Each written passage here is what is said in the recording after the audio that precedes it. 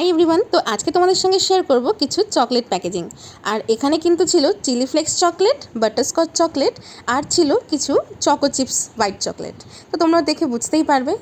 চাপা বনে ওলি শনে আজ লুকোচুরি গো লুকোচুরি, আলো ভরা কালো চোখে গো কি মাধুরী গো কি মাধুরী, মন চাহে যে ধরা দিতে, মন চাহে যে ধরা দিতে, তবু সে লাজে সরে যায় মধুমালতী ডাকে।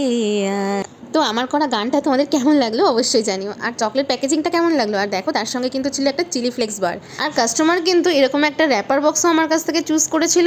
আর তার রিভিউটাও আমি তোমাদের সঙ্গে শেয়ার করে দেবো, তোমাদের লাগলে অবশ্যই জানি।